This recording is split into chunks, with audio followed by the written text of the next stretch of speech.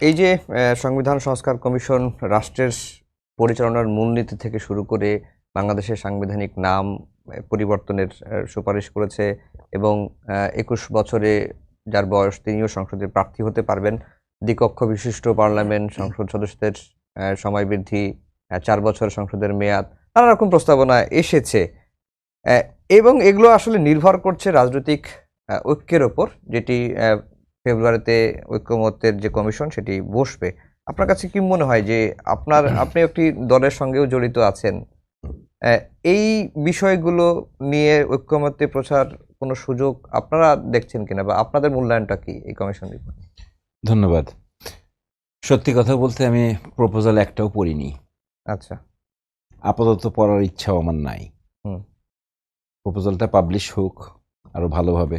5টা পর্যন্ত তো গোপনীয়ই ছিল, 5টা পরে জানতে পারলাম। চেঞ্জ করবেন, ভালো কথা, করবেন যদি করতে পারেন। করতে পারবেন কিনা সেটা একটা issue. And how will they change it and who, মানে তারা কেন চেঞ্জ করতে চাচ্ছেন, এটা হচ্ছে আমার মূল বিষয়। কারণ সরকার চালানো, রাষ্ট্র চালানো, এটা একটা রাজনৈতিক প্রক্রিয়া। এটা এমন না যে আপনি কোনো কোম্পানির সিইও হয়ে বসলেন, অ্যাডমিনিস্ট্রেশন চালালেন, সেটা না, সেটা ব্যুরোক্রেটিক কাজ। এখন সংস্কারের কথা যদি বলা হয়, তাহলে আমাদের বিএনপির থেকে অলরেডি 31 দফা দিয়ে দেওয়া হয়েছে রাষ্ট্র কাঠামো কিভাবে আমরা সংস্কার করব। এবং এখন পর্যন্ত আমার এই স্বল্প জ্ঞানে যতটুকু দেখতে পাচ্ছি, শুনতে পাচ্ছি, বুঝতে পারছি, 31 দফার বাইরে কিন্তু এখনো মূল দাগে বের হতে পারেনি কেউ। এই 31 দফার মধ্যেই আছে।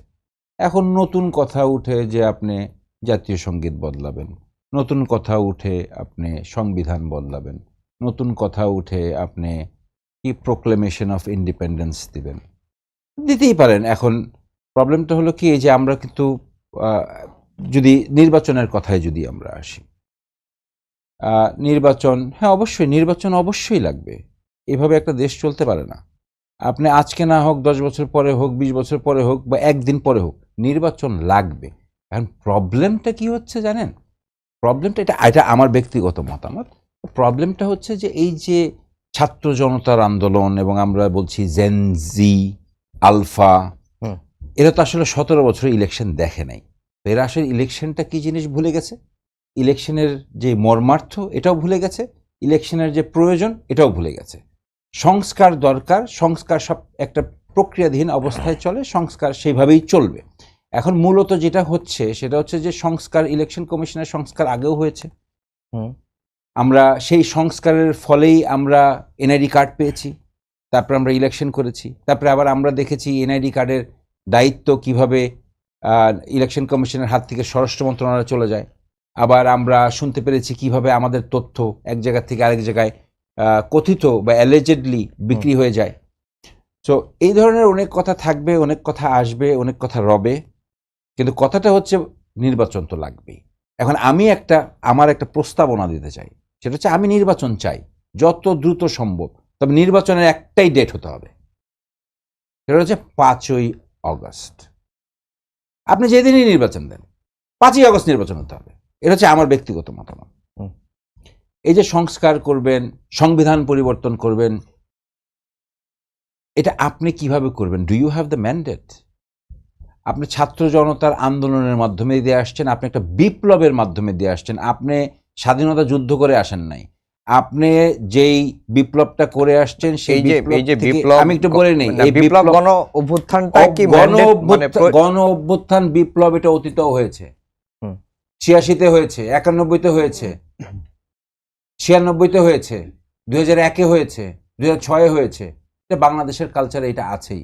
কিন্তু আমরা এমন কোনো কিছু করিনি যে আমরা আমাদের একটা মানচিত্র তৈরি করেছি, বা আমরা এমন কিছু করিনি যে আমাদের মানচিত্রের সঙ্গে আমরা আরেকটা মানচিত্র অ্যাড করে আমরা নতুন করে আবার করে আসছি। এটা আমার ব্যক্তিগত মতামত।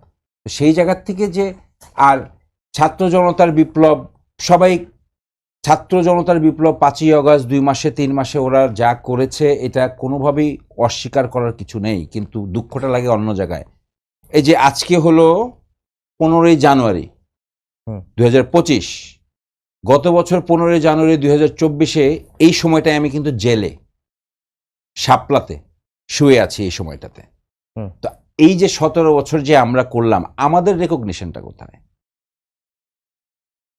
ছাত্র জনতাদের আন্দোলনের কথা, আমরা তাদের রক্তের কথা কোথাও বৃথা যেতে দিচ্ছি না, কিন্তু 17 বছর আমাদের ছাত্র দল করেছে, যুব দল করেছে, আমরা করেছি, আমাদের রেকগনিশনটা কোথায়? এই রেকগনিশনটা কিন্তু আমরা কোথাও পাচ্ছি না।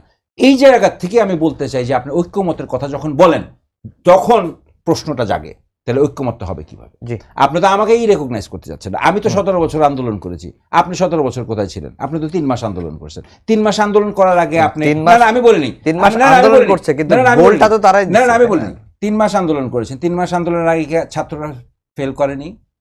আপনার ভ্যাট আন্দোলনে ফেল করেনি? নিরাপদ সড়কে ফেল করেনি? তাদের আন্দোলনও 3 মাসের আন্দোলন না।